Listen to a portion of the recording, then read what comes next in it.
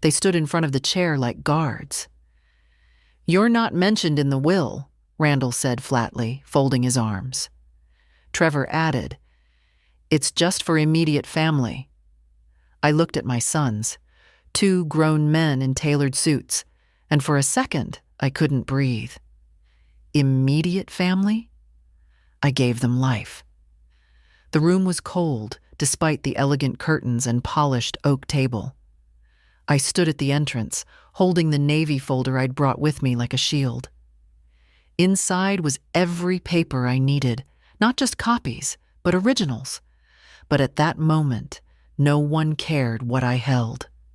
Not the attorney, not the paralegal, not even the few other distant relatives who barely looked up. "I received a letter," I said quietly, "from Winslow and Chambers. It had this address and date." Randall scoffed. "They must have made a mistake. We're handling the estate now. Aunt Marlene appointed us last fall." "She didn't have children. I'm her sister." Trevor gave a half smile, the kind he used to wear when trying to explain tech I'd never asked about. "Mom, look, you're not in this version. We can explain it later. For now, just, please don't make a scene." I looked down at the floor. Worn velvet carpet, beige with flecks of green, a stain just by the sideboard. Coffee, maybe. I let the silence hang, then stepped forward. "I'm not here to make a scene," I said carefully. "I'm here because Marlene wanted me to be." "You're not on the list," said the secretary behind the desk. Her nameplate said K. Mendez. She looked young, uncomfortable. I didn't blame her. "She would have wanted me here," I said again, not to them this time, but to the space itself. I took another step forward, reached into my folder, and handed a document to Ms. Mendez. "Please give this to Mr. Harold," I said. "I believe it supersedes any amendments made last fall." Ms. Mendez blinked, then took the paper and walked toward the door at the end of the room. Randall started to say something, but Trevor pulled at his arm. "Let's just wait," Trevor muttered. I sat in the chair they'd blocked. Neither of them stopped me. The folder still lay on my lap, but I no longer held it like a shield.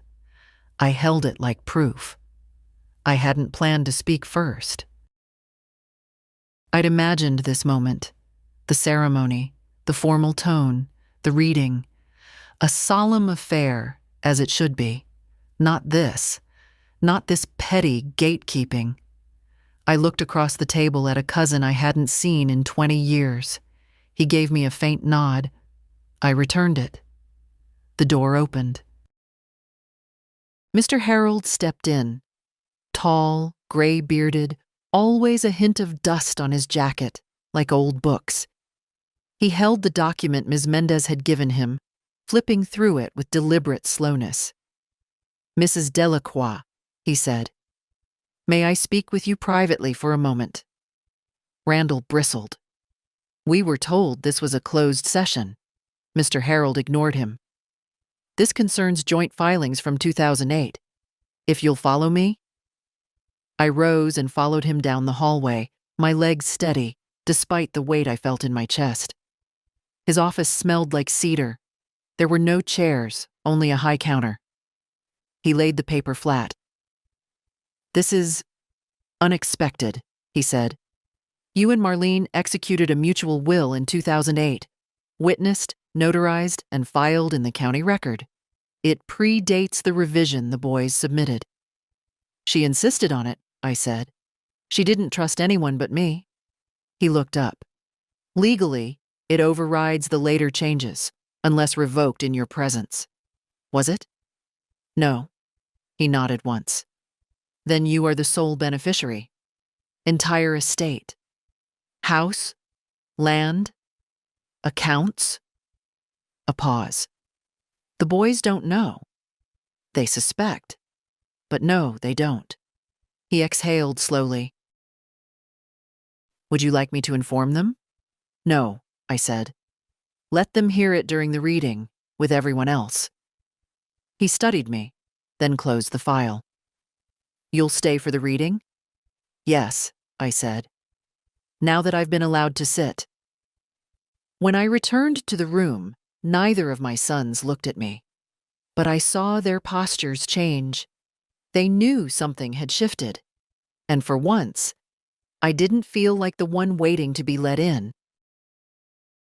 The house was quiet when I got home that evening, but not the comforting kind of quiet. It was the kind that made you feel like even the walls were holding their breath. I hung up my coat, kicked off my shoes, and went straight to the kitchen. The light over the sink flickered, had been doing that for months, but I hadn't bothered fixing it. No one else was coming in here but me. I boiled water for tea, even though my stomach was too tight to drink anything. Habit. There was a time this kitchen was full of voices. Randall arguing with Trevor over cereal, Marlene laughing from the doorway, Derek, my husband, clinking his mug against mine just to make me smile before work. That was another life. Derek died 22 years ago, just after the new year. Heart failure. He was gone before I could get the ambulance to the house. I remember sitting on the porch in my robe, snow falling into my slippers, phone dangling from my hand. Randall was 23. Trevor was barely 20. They were devastated. For a week. Then things turned practical. Who gets the car? Who pays the mortgage? Who handles the insurance? They'd stepped into adulthood the way some people step onto a moving train. Fast, loud, careless. At first, I didn't mind. I was proud of them. Randall got into real estate, started making decent money within 2 years. He was always charming, could talk his way into anything. Trevor stayed local, got into mechanics, opened a garage with a friend from high school, said he liked working with his hands. I helped them both. I always helped. When Randall's first investment deal fell through, and he needed to bridge the gap. Before the next one, I wrote him a check. When Trevor's partner skipped town with their business funds, I dipped into my pension. No questions. Just love. That's what mothers do. And when Marlene started getting sick, when the letters stopped being funny and started repeating themselves, when she couldn't remember what she'd said 5 minutes earlier, I was the one who found her a doctor. I drove her to every appointment. She hated the idea of assisted living, so I turned the guest room into her own space. "She's not our responsibility," Trevor had said one day when I asked him to pick up her prescriptions. "You're her sister." I didn't answer. There was nothing to say. But Marlene had always known the truth. People say things like that when they believe they've already claimed their share.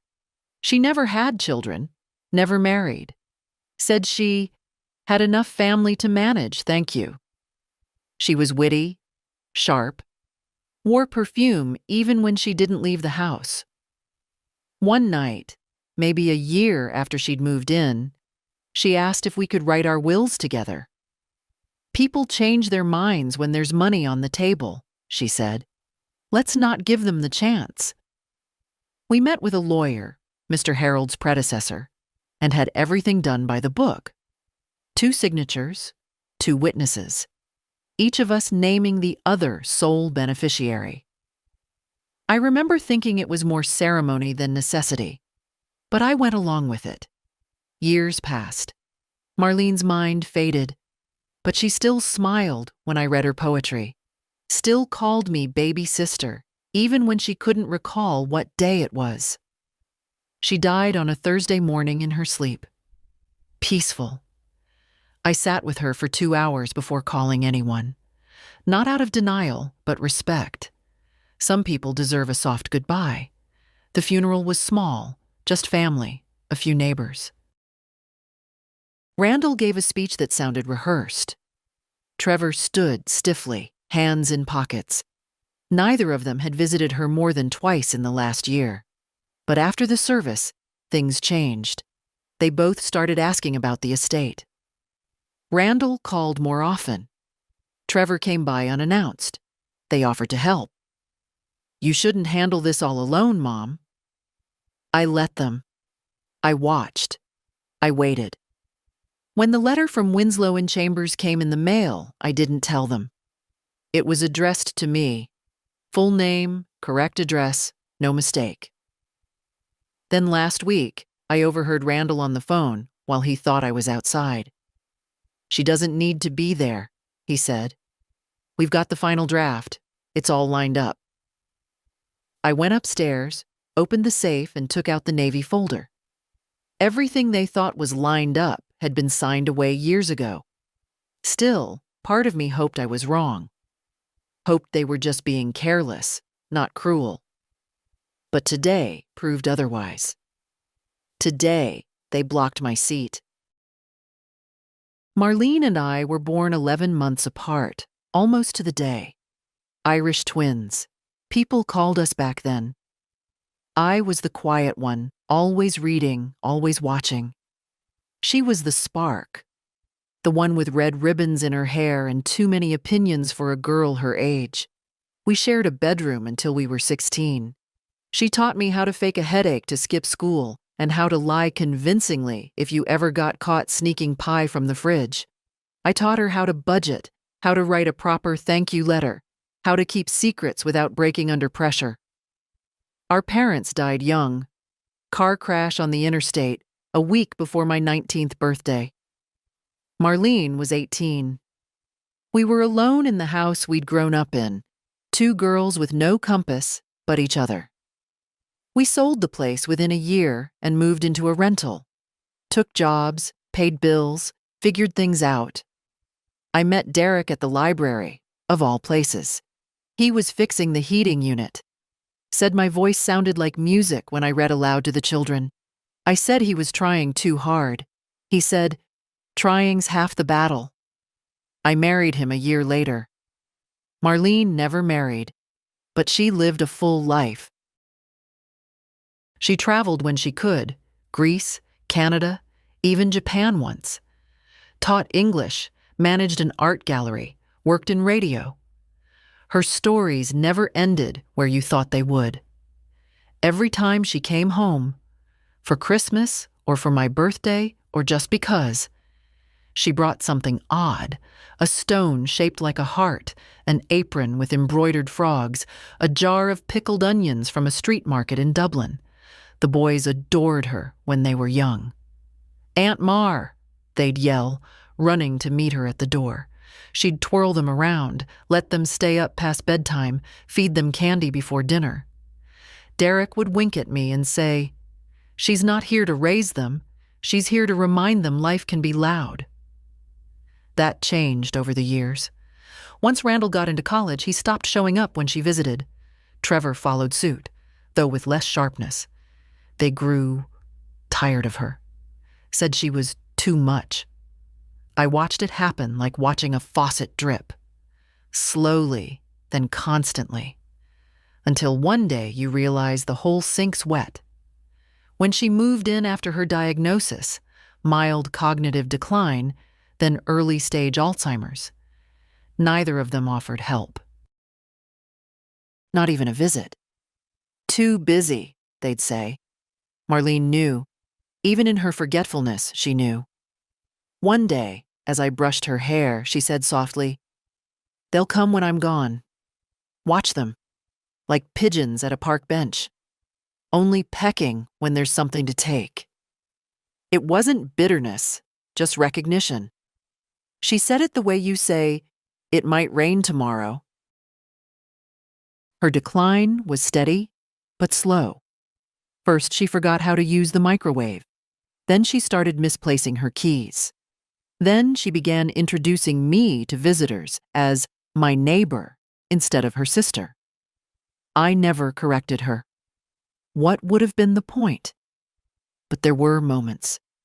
Moments when she'd look at me and her eyes would spark, and she'd say, "May, if I ever forget who I am, just remind me who you are." I promised I would. And I did. I took care of her, until the very end. It wasn't always easy. There were nights she wandered outside and I had to chase her barefoot down the sidewalk. There were mornings I found cereal in the freezer and milk in the cupboard. But I never lost patience. Because love isn't just about joy. It's about holding the line when someone else is drifting.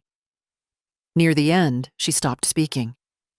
Just small hums, sometimes a nod. But when I sat on the edge of her bed and held her hand, she always turned toward me. The day before she passed, she squeezed my hand twice. Once for hello, once for goodbye. I didn't cry when she died. Not immediately. Grief has its own clock. But now, weeks later, I feel her absence in strange places. The extra teacup I forget to put away. The sound of wind chimes that no longer move. And today, in that room, when Randall stood in front of me like a bouncer and said, "You're not mentioned here," I wanted to laugh. Not because it was funny, but because if Marlene had been in that room, whole, sharp, standing, she would have said, "You boys are about to learn what it means to underestimate a woman who's already lost everything but her pride." That's why I brought the folder. Not to stir drama. Not to win. But because I promised my sister I'd remind them who I was. And I intend to keep that promise. The morning after the will reading, I sat at the kitchen table with a cup of tea gone cold and the envelope still sealed in front of me. It held a certified copy of the original will, the one Marlene and I signed together. Notarized, witnessed, and stored for years in my fireproof box, untouched. I hadn't opened it since. I didn't need to. I knew every word by heart. A dull ache had settled behind my eyes. Not a headache, just a kind of weight. The kind you carry when you know something irreversible has started. I wasn't angry, not yet. I was noticing. Noticing how Randall hadn't called, not even a text. Trevor either. The silence wasn't accidental. It was strategic. They needed time to regroup, to find a way to spin what had happened in that office. Or maybe they were waiting for me to die of embarrassment. That had happened once before. When Derek passed, I'd made the mistake of trusting Randall with the estate paperwork. He was the older son, more responsible, I thought.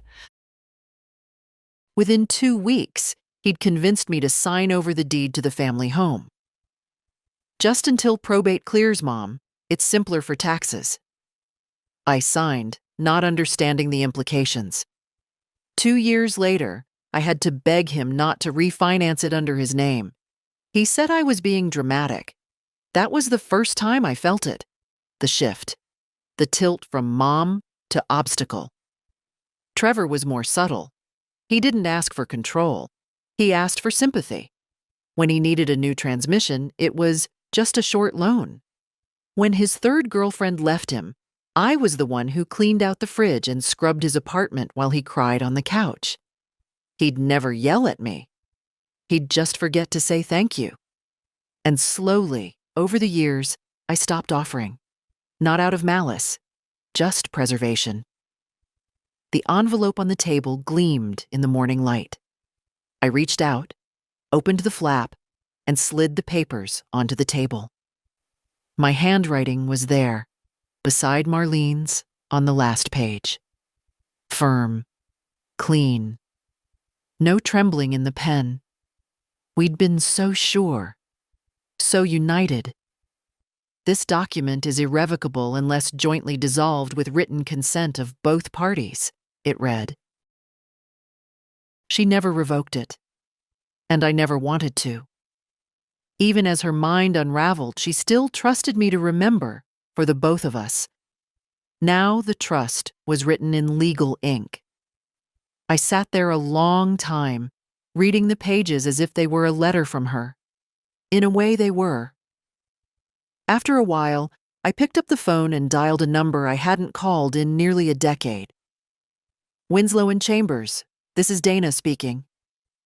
Hello, dear. Could I speak with Mr. Harold, please? It's May Delacroix. One moment, Mrs. Delacroix. He picked up on the third ring. May, I was just about to call you. Is that so? I asked, letting the edge in my voice show. Yes, I've reviewed the documentation. It's solid. Your claim is not only legitimate, it takes precedence. You are the sole legal heir. The other will, frankly, should not have been processed without consulting the earlier agreement. So it's done. It's done, he confirmed. I've filed notice with the registrar. The estate is being transferred to your name. The house, the land, the investment account, everything listed in the 2008 will. You should expect a formal confirmation by the end of next week. I thanked him and hung up. Then I stared out the window. The dogwood tree Marlene planted in 1995 was blooming again, pale pink blossoms stretching like arms into the air. I'd always wondered why she chose that tree, said it reminded her of something delicate but defiant.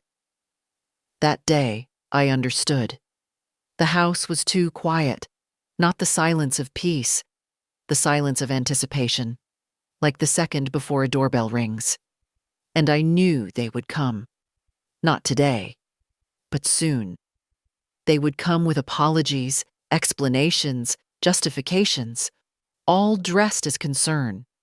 They would come with flowers they didn't choose and smiles that didn't reach their eyes.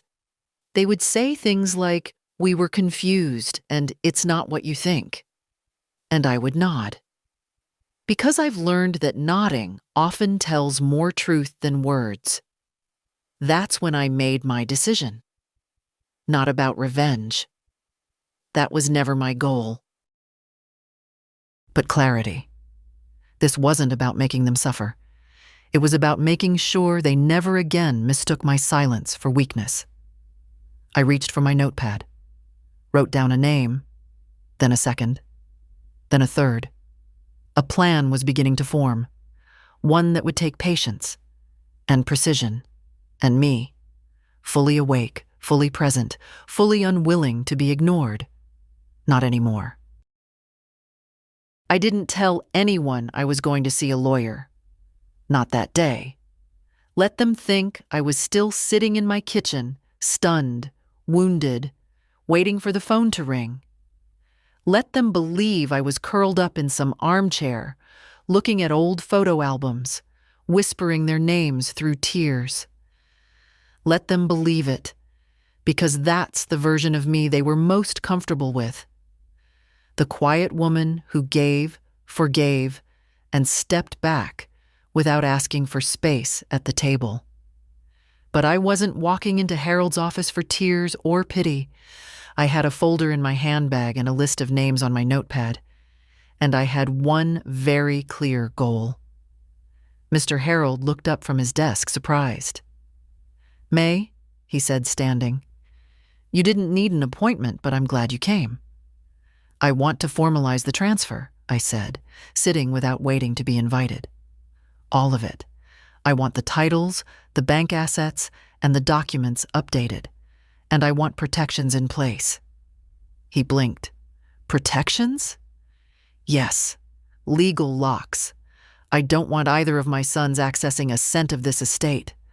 Not through proxy, not through power of attorney, not even through charm." I paused. "Especially not through charm." Harold cleared his throat, reached for his pen. "We can draft a restriction clause. You're within your rights. And the property titles can be updated to reflect sole ownership. That process takes a few weeks. I'd like to move on the accounts immediately. There's too much liquid cash sitting vulnerable." "Understood." He opened a folder, pulled up forms. As he filled them out, I looked around the room. His office smelled of paper and lemon oil. Not expensive, not fancy. But it was steady, reliable, like Derek's workbench used to be, full of tools that did what they promised. I also want to open a trust, I said, interrupting his pen. A living trust, for someone who actually still treats me like a human being. Do you have a beneficiary in mind? I nodded. Her name's Claire. Claire Whitlow, my cousin's granddaughter. She's 26, works nights at the city library, visits me every 2 weeks like clockwork, never asked me for a dime. He looked up, slightly amused. And you want to make her the successor to Marlene's estate? Not all of it, but a portion. Enough to set her free from struggle. Enough to let her breathe. He smiled gently. That's generous of you. No, I said. It's appropriate. We worked in silence for some time. I signed where needed, read every clause, asked questions. Mr. Harold never rushed me. That I appreciated. When everything was in motion, I sat back. There's one more thing, I said. He raised his brow. I want a clause in my own will that if either of my sons contests any part of these arrangements after my passing, they are to be disinherited completely. Harold didn't flinch. You want to include a no contest clause? Yes. He jotted it down without another word. Some might say that was petty, harsh even, but people who say that have never looked into the eyes of their own child and seen calculation instead of love. I left the office with a small stack of paperwork and a strange sense of calm. It wasn't joy, not exactly. It was more like the quiet after a storm, when the air is still charged, but the sky is finally open. I took the long way home. Drove past the elementary school where I'd taught for nearly 30 years. The playground was empty, swings swaying in the breeze. I used to walk that way with Randall in one hand and Trevor in the other, their jackets half-zipped and their cheeks red from the cold. They'd fight over who got to push the doorbell. Now they wouldn't even push open a door for me. At home, the answering machine was blinking. 2 messages. I pressed play. First was from Trevor. Hey, Mom. Just wanted to check in. Hope you're okay. Randall and I were talking, and we think maybe we should all sit down soon. Clear the air. You know, get things straight. Second was Randall.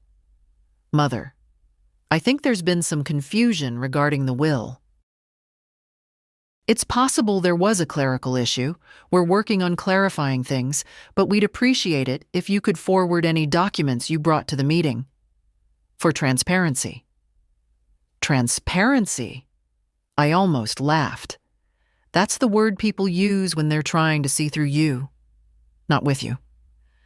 I deleted both messages. Then I sat down and wrote 2 letters. One to Randall, one to Trevor. Short. Calm. Clear. I received your messages. I'm not interested in discussing the estate at this time. All matters are being handled through my attorney. Please direct any further questions to him. Mother. No apologies. No warmth. They'd get the message. I wasn't angry. I was awake. And when a woman wakes up after years of giving, of softening her edges to fit into the corners others carve for her, she doesn't go back to sleep. Not ever again. The next morning, the doorbell rang at 9:07. I was still in my robe, coffee in hand. Through the window, I saw a silver car parked haphazardly at the curb. Randall's. He hadn't parked in front of my house in years. Always too busy, always on the other side of town. I didn't answer right away. Let him wait. The second ring came faster, sharper. He was always impatient when the world didn't move on his schedule. When I opened the door, he gave a smile I recognized from every family Christmas after Derek died. The kind of smile that didn't quite touch his eyes. Hi, Mom, he said, like we hadn't just stared each other down across a lawyer's desk 2 days ago. I was in the area. I raised an eyebrow. At 9 a.m. on a Saturday? He laughed like I was joking. May I come in? I hesitated. Then I stepped aside. Not because I wanted to, but because I wanted to see how far he'd go. He walked in like he still remembered the layout. Looked around like something had shifted, though he couldn't name what. It had, but not the furniture.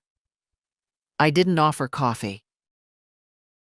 He sat on the edge of the armchair, fingers laced, suit jacket too formal for a drop-by. I wanted to talk, he began. There seems to have been some miscommunication with Marlene's documents. Trevor and I were blindsided. Were you?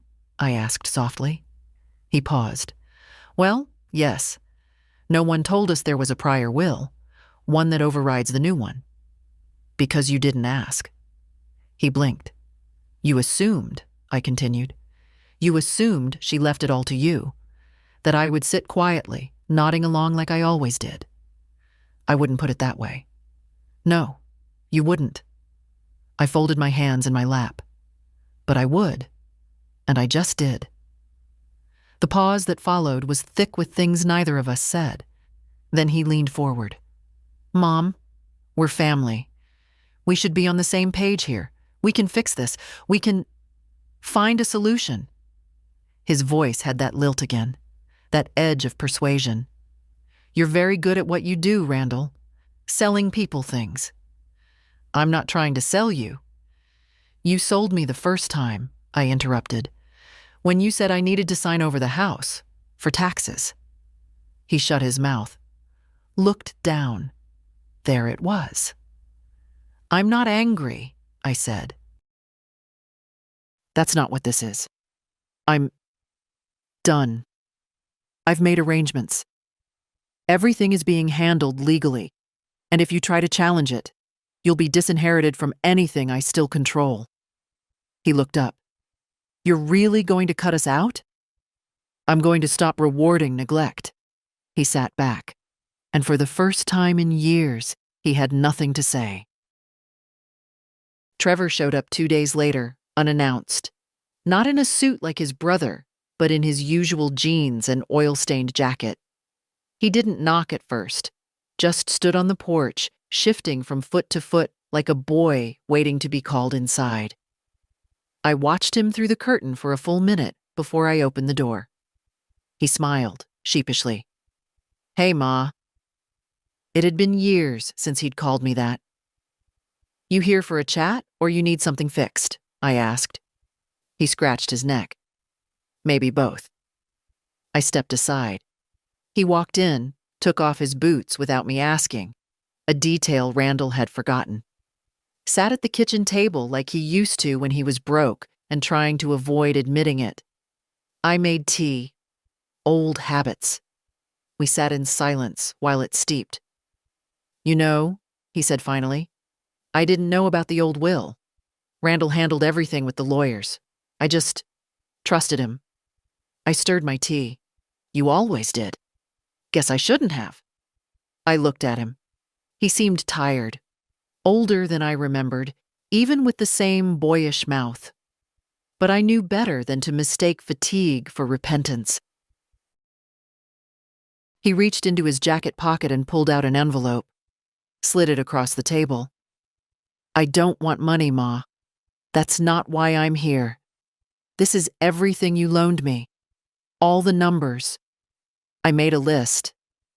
I know I can't pay it back all at once, but I want to. That stopped me. Not because of the gesture. I knew how people like to offer just enough to appear noble, but because of the math. Every number was right. Down to the $50 I'd slipped him for a tow truck 6 years ago. I picked up the paper. You kept track. He nodded. Always meant to make it right. I just didn't know how to say it. And now you do? I guess watching Randall scramble over something that wasn't his made me think. I let the silence hang between us. I was angry, he added. At the reading. At you. At Marlene. At everything. But I wasn't surprised. Not really. Why not? Because you're not stupid, Ma. You were never stupid.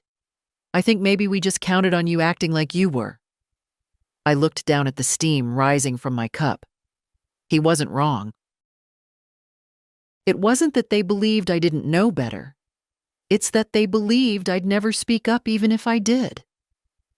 I want to earn back your trust, Trevor said quietly. Then don't fight the will, I said. Don't hire lawyers.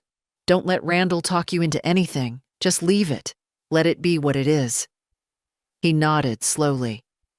I can do that. I didn't smile. I didn't soften. I just looked at him and said, good. And for once, that was enough. I wasn't surprised when the letter from Randall's attorney arrived. I was surprised it took him this long. It came in a heavy white envelope with gold trim and a return address from a downtown firm I knew by reputation, expensive, aggressive, and always dressed in courtesy. The kind of people who smile while sharpening the knife. The letter was polite. It used words like unfortunate discrepancy and pending clarification and amicable resolution. It requested a brief consultation to align understanding. It didn't mention money, but it didn't have to. It ended with, our client hopes to avoid formal litigation, but reserves the right to pursue all legal remedies should discussion fail. I read it once, then again, then set it down. Somewhere deep in my chest, something old stirred. Not fear, not quite, more like memory.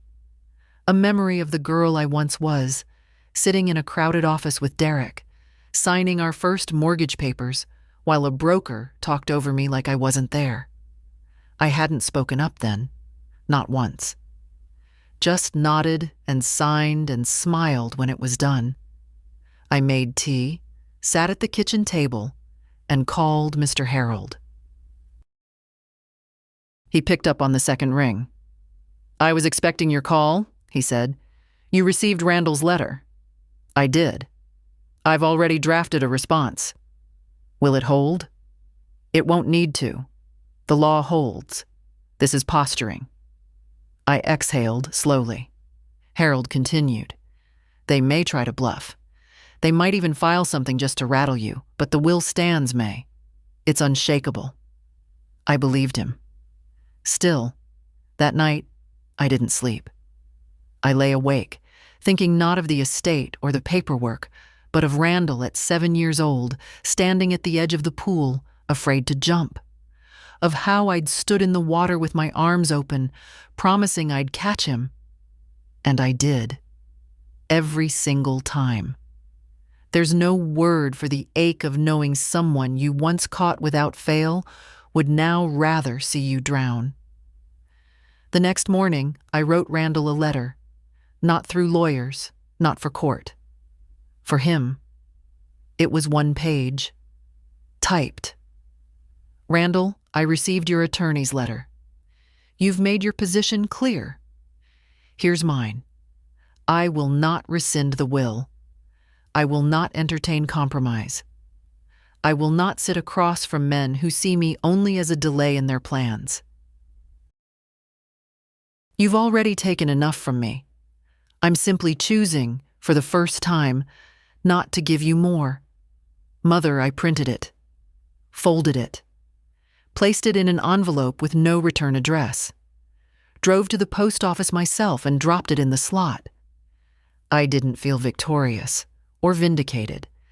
I felt like someone who'd set down a heavy box after carrying it too far for too long. When I got home, the light on the answering machine was blinking. Claire's voice. Hi, Aunt May.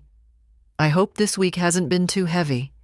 I baked lemon squares, the kind you like, with extra zest. I'll bring them by tomorrow, okay? I miss you. I smiled. For the first time in days, I smiled.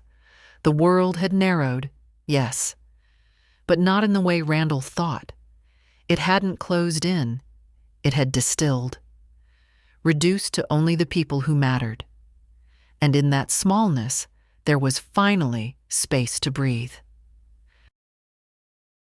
Claire arrived the next afternoon with a tin of lemon squares and that soft knock she always used, like she wasn't sure she was welcome even after all these years. I opened the door before she could knock twice. She smiled when she saw me. "Still fast on your feet, I see." "Still sweeter than you need to be," I said, stepping aside. She carried the tin with both hands, like it was breakable. Inside, the squares were wrapped in parchment, dusted with sugar, arranged in neat rows. Marlene would have liked that. The precision, the care. We sat at the table, same as always. I made us tea, poured from the good pot, the one with the tiny crack under the handle. Claire never mentioned the crack. She just held her cup with both hands and listened. "Have they called again?" she asked after a while, without naming who. "Randall sent a lawyer. Trevor came by. Twice." "And?" And I told them what needed saying. She nodded, eyes lowered, picking at the edge of the parchment. "I'm proud of you." That caught me off guard. I almost laughed. I couldn't remember the last time someone said that to me. I looked at her. 26. Hair always half-tied. Freckles across her nose. Kindness in every movement. She was Marlene's blood, not mine by birth. But family finds its way. "You remind me of her sometimes," I said. "Not the way you look, just the way you carry yourself." Claire's eyes softened. She was good to me. Even when she forgot my name, she still held my hand like she knew me. She did know you. Her heart never forgot. We sat a while longer, drinking tea, eating lemon squares in silence.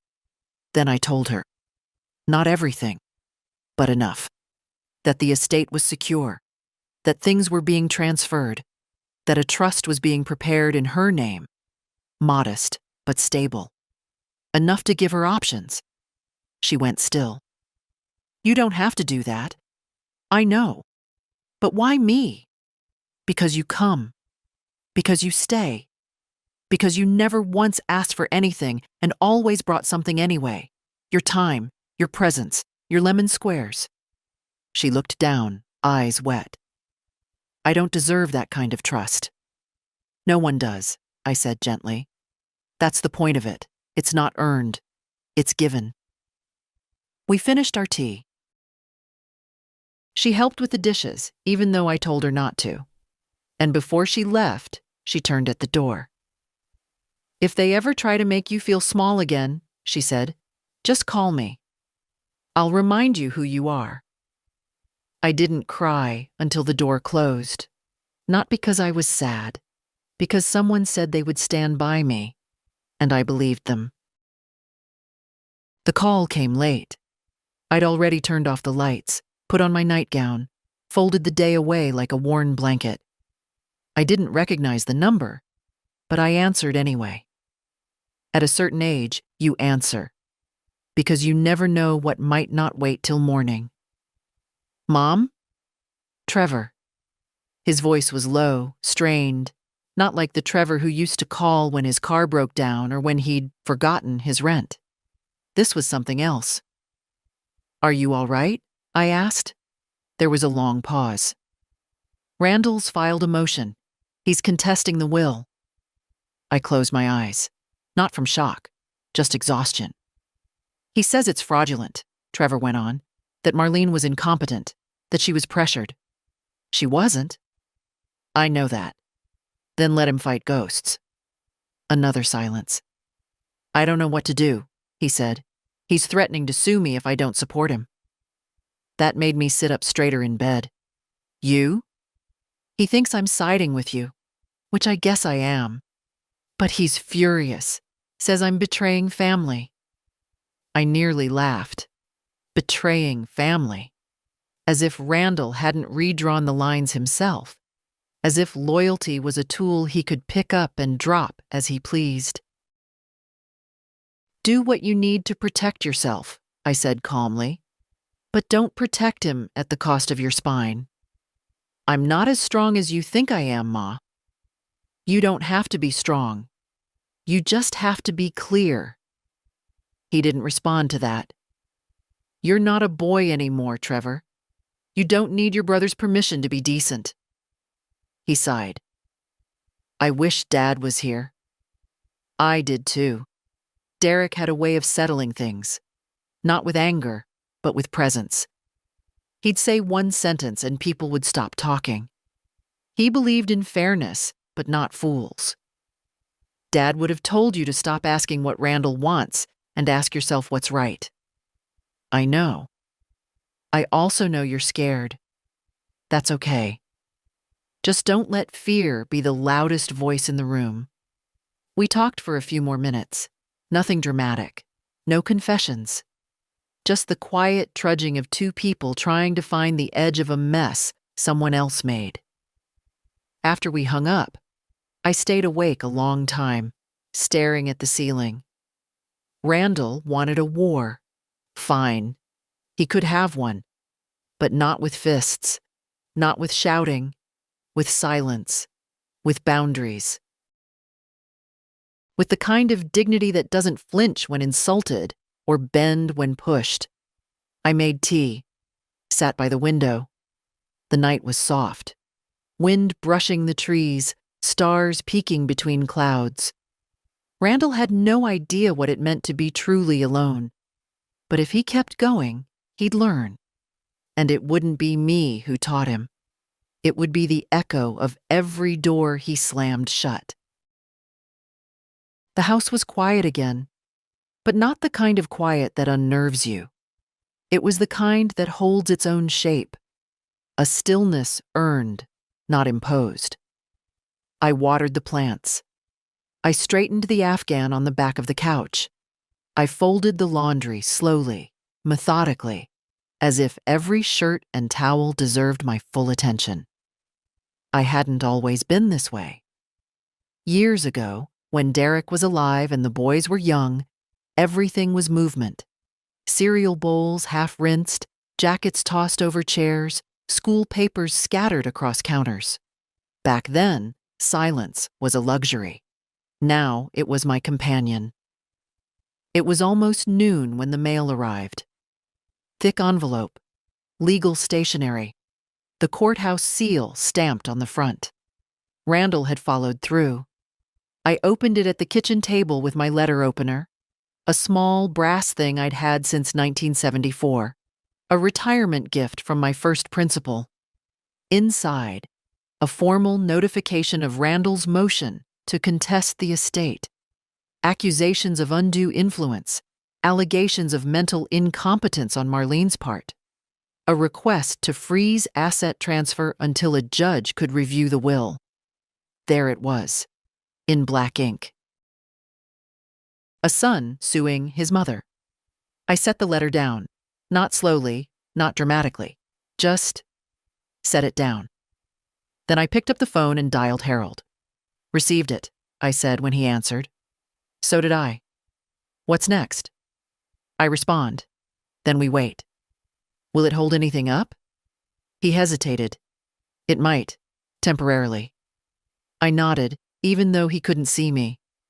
"Let me know what you need." "I already filed a response. It'll be fine, May. We're still on solid ground." After the call, I made a sandwich, ate it while standing. Then I walked to the bookshelf and pulled out Marlene's favorite album.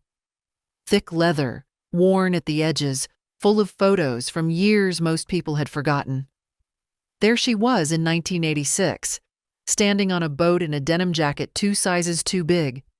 In 1992, grinning at a 4th of July barbecue, face smudged with charcoal. In 2003, standing beside me in front of the old library, holding hands. She didn't look incompetent. She looked alive. And now, somehow, she was being made into an argument. That was the cruelty of it. The way Randall wasn't just challenging me, but erasing her. Painting her final years as feeble, her choices as tainted, her judgment as invalid, as if love made her less capable, as if trust made her a fool. I sat with that for a long time. The anger didn't come all at once. It arrived like a low tide, creeping up the shore until the soles of my feet were wet. And when it reached my knees, I stood up. I walked to the hallway closet, pulled down the fireproof box again. Inside, Marlene's journals. Not all of them, just the ones from her final years.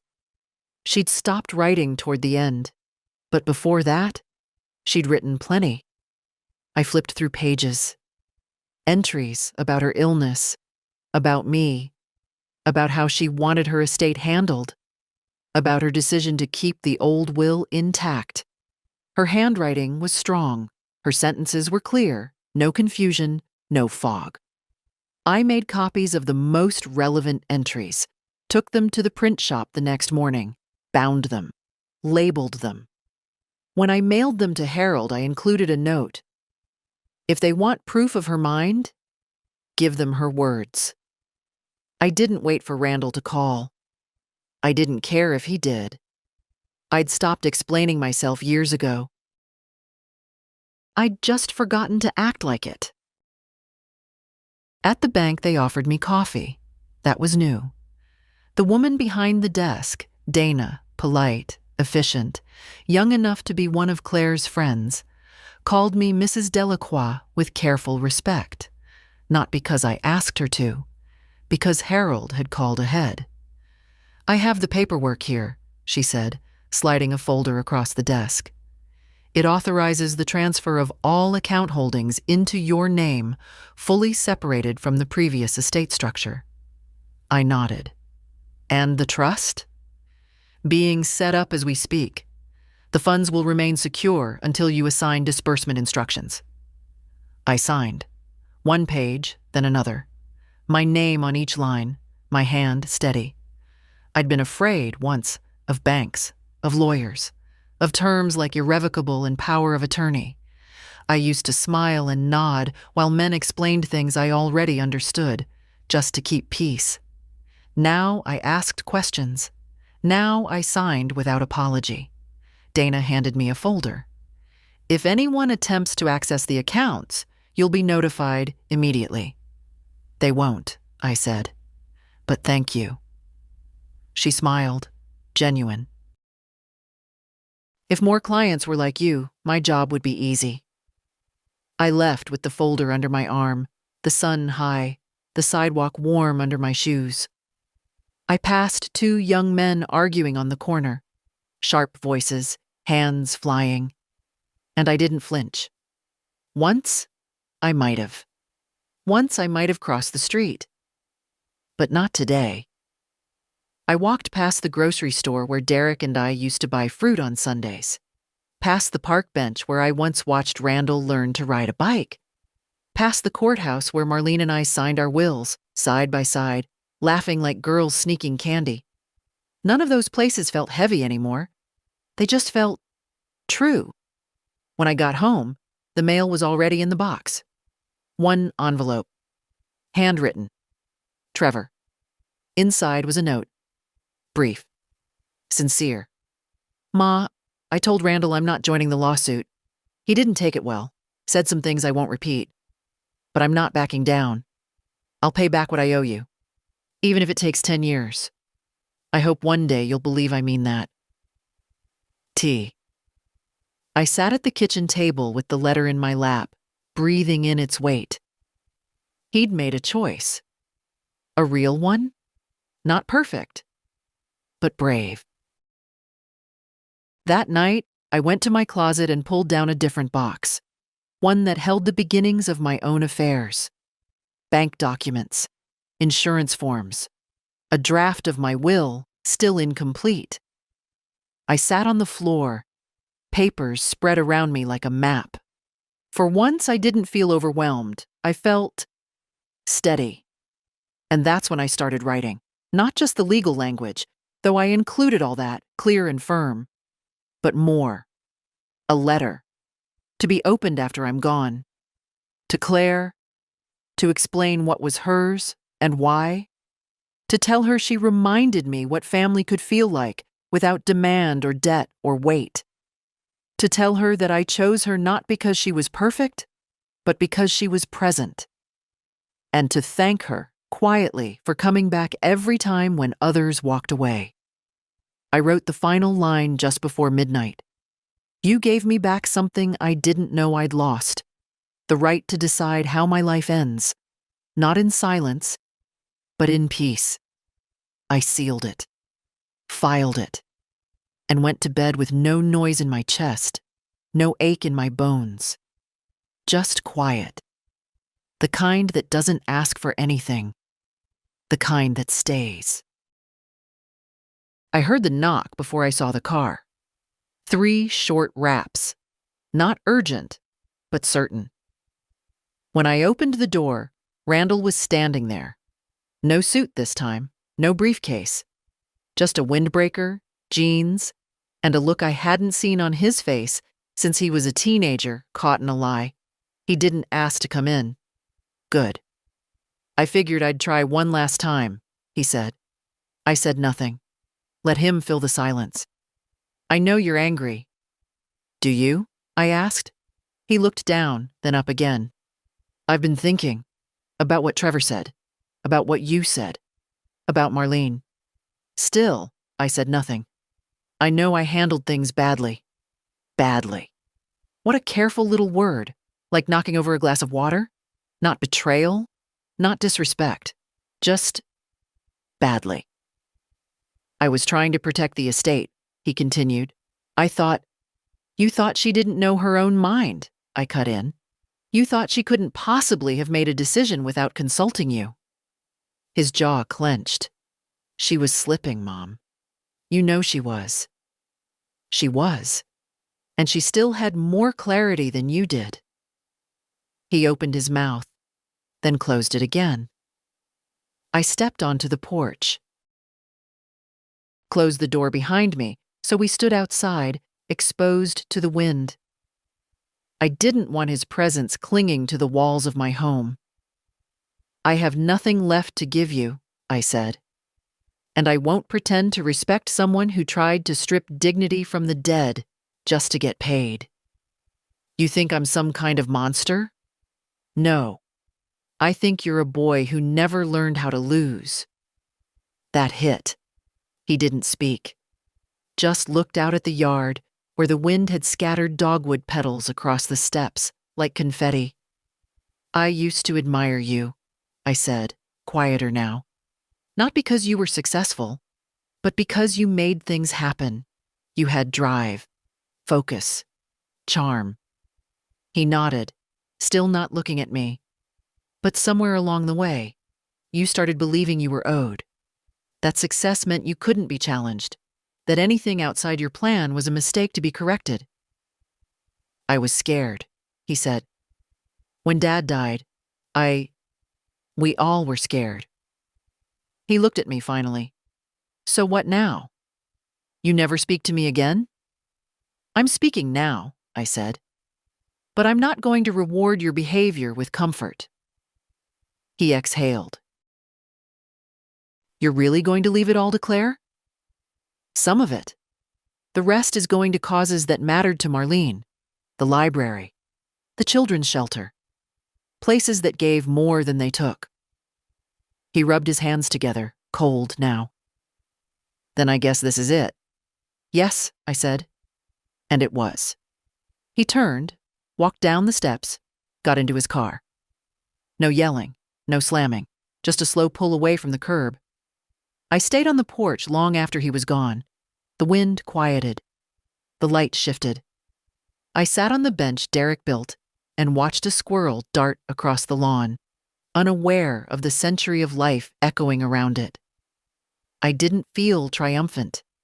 I felt clean. There's a kind of grief that comes after clarity, not the grief of loss, but of letting go of what never really belonged to you. Expectations, illusions, roles you played so long you forgot they weren't yours to begin with. I wasn't just their mother. I was a woman, a sister, a teacher, a keeper of promises. And I had one more promise to keep, to myself. No more shrinking, no more smoothing over, not even for blood. The courtroom was smaller than I expected. I'd only seen it once before, years ago, when I was called for jury duty. Back then, it had felt grand, intimidating. All wood paneling and polished railings, a place built to make people feel small. But today, it didn't feel that way. Not to me. Harold sat beside me, calm, composed. He'd brought copies of everything: the 2008 will, the notarized statements, Marlene's journal pages, even a photograph of the two of us signing the document at the county office. Randall sat at the other table, alone. His lawyer had called in sick, or so the clerk whispered. I didn't believe it. I think the man simply saw the writing on the wall and chose not to stain his name, chasing a ghost of a claim. The judge was a woman, middle-aged, sharp-eyed, with no patience for performance. She read through the case file, asked Harold 2 questions, then turned to Randall. You've submitted a claim contesting the validity of a 2008 will, correct? Randall stood. Yes, Your Honor. On what grounds? I believe my aunt was no longer of sound mind when she signed the document. Harold didn't flinch. He simply handed the judge a folder. In that folder, he said, you'll find multiple documents confirming the decedent's mental capacity at the time of signing, including her own writing, verified by a handwriting analyst, and testimony from her physician, dated the same month. The judge flipped through it silently. Then she looked up at Randall. Do you have any documentation to the contrary? Randall shifted. No, Your Honor, but… Then this is hearsay and speculation. We don't run courtrooms on either. He opened his mouth again, but she raised a hand. I've seen enough, she said. There is no merit to this contest. The will stands as written. Motion dismissed. Just like that. She struck the gavel once, short and final. Harold leaned toward me and whispered, It's over. I nodded, not because I didn't believe him, but because I'd already known. Randall walked out without looking at me. I watched him go, not with hate, just distance. Like watching a stranger leave a room I no longer had to sit in. Outside, the sun was sharp on the sidewalk. Harold offered to drive me home, but I declined. I wanted to walk. I walked through the square, past the old cafe where Derek proposed to me over burnt pie and strong coffee, past the bus stop where Trevor used to wait with his lunchbox swinging from his hand, past the bookstore where Marlene once bought me a second-hand cookbook I never used. Everything looked the same, and nothing did. At home, I changed into my softest sweater, put the kettle on, and sat at the window. Claire would be coming by soon. She always did on Fridays. I pictured her laugh, the way she curled her feet under her when she sat, the way she listened like it was an art. I had one final envelope to give her, not for money, not for property, for understanding. Inside were 3 pages. My handwriting, careful and deliberate. This is not a reward. This is recognition. You showed up. You stayed. You asked nothing and gave much. I wanted you to know that even in a room full of people I raised, you made me feel seen. One day, you may be standing where I am now, looking back instead of forward. If that day comes, I want you to remember this. You owe no one your silence. Not for peace, not for family, not for love. I sealed it. Placed it on the mantel, let it wait. Claire arrived just before sunset. She always did. Like clockwork, like habit, like love that didn't need explaining. I had the tea already steeped. The lemon squares were hers this time. Better than mine, if I'm being honest. She brought them in a plain tin and set them down without ceremony, as if showing up was nothing special. It was everything. We talked, but not much. She told me about a new librarian at work who whispered instead of speaking. I told her about the neighbor's dog digging up my tulips again. Ordinary things. Good things. Then I handed her the envelope. She blinked. "What's this?" "Just words," I said, "but ones I want you to have." She didn't open it, just held it like it mattered. That was enough. "I think I'm done now," I said softly.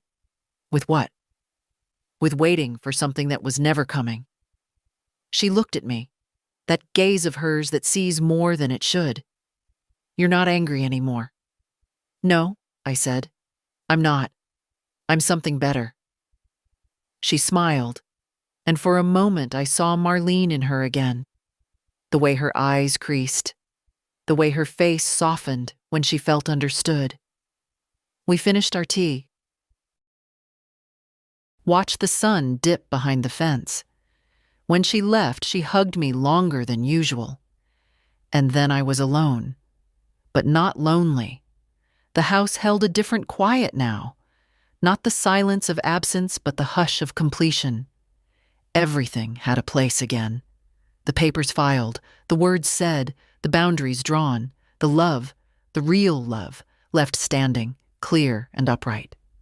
I think a lot these days about what we leave behind. Not just money, not just things, but truth and memory and choice. There was a time when I believed my silence was a kindness, that not rocking the boat was my role, that being good meant being agreeable, pleasant, invisible. I don't believe that anymore. I believe in decency, yes, but not at the cost of self. I believe in family, too, but not the kind that only remembers you when there's something to inherit. And I believe in love, deeply, but I no longer mistake it for obligation. If you've read this far, maybe you understand. Maybe you've sat across from people who used to make you feel safe and realize they no longer see you as whole. Maybe you've been the giver too long, the forgiver. The one who stepped back so others could step forward. If you have, I hope you know, you can stop. You can say no. You can say enough. You can protect the parts of yourself you used to hand out freely. And you don't have to apologize for doing it late, only for never doing it at all. So if this story meant something to you, if you saw yourself in these pages, let it be a quiet reminder that your voice still matters. And if you're ready to use it, even gently, I hope you'll leave a comment or share this with someone who needs to remember they're not alone. You're not. Not now. Not anymore.